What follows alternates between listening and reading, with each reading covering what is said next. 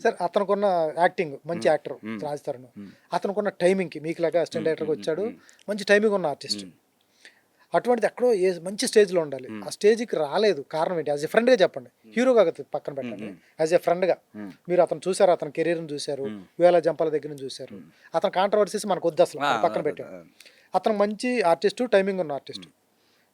అతని స్టేచర్‌కి, అతని యాక్టింగ్‌కి మంచి పొజిషన్‌లో ఉండాలి. ఎక్స్‌ట్రార్డినరీ యాక్టర్ అండి. అందులో డౌట్ యాక్టర్. లేదు. హ్మ్. మంచి పొజిషన్ హ్మ్. లేకపోవటానికి రీజన్ ఏంటి? ఎక్కడ ఎక్కడ అంటే తగ్గింది? ఒకటండి.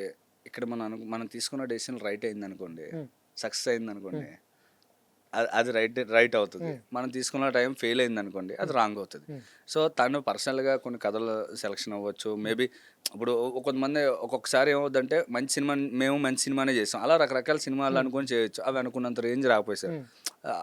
హిట్ అవ్వకపోవచ్చు. హ్మ్. హిట్ అవ్వకపోయేసరికి ఆబ్వియస్లీ ఏమంటారండి? అవును. అంటే అక్కడి నుంచి డెసిషన్‌లు తప్పంటారంటున్నాను. సో, అలాగే అంటున్నారు మీరు అని నేనంటాను. సో, తను సో ప్రయత్నం చేసుకుంటూ హ్మ్. వచ్చాడు. హ్మ్. ఒక్కొక్కసారి రాంగ్ టైమ్ అవచ్చు లేదా రాంగ్ సెటప్‌లో హ్మ్. ఎళ్ళుండొచ్చు. అలాంటియేమన్నా జరిగుండొచ్చని నేననుకుంటున్నాను.